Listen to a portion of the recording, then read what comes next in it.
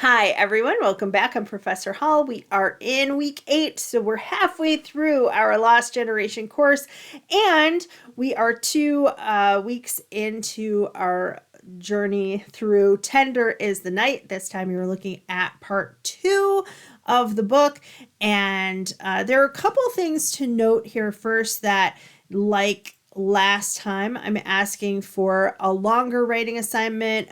We're going to have a discussion forum next week where we kind of get into some things and have some conversation. But make sure that you don't just write a couple sentences for each prompt. I'm only giving like a shorter number of prompts so that you can give me more. I really want you to dig in, think about the emotional weight of the book. Here, I think in particular, we see some really interesting things in terms of psychology, in terms of the relationships between men and women. We learn more about the character of Nicole and her past and how it's affecting her now. We see a lot of the echoes of World War One that I think, as I put in the question, reverberate through the story. What emotional tone does that have for the novel? How has the war affected these characters?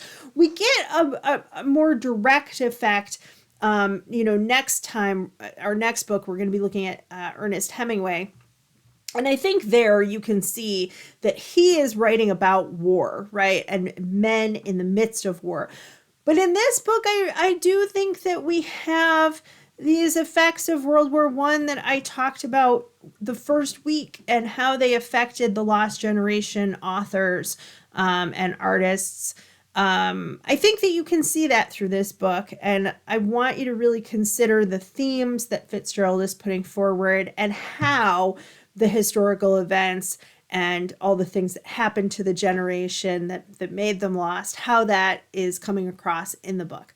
So that is all for this week. Thanks, everybody.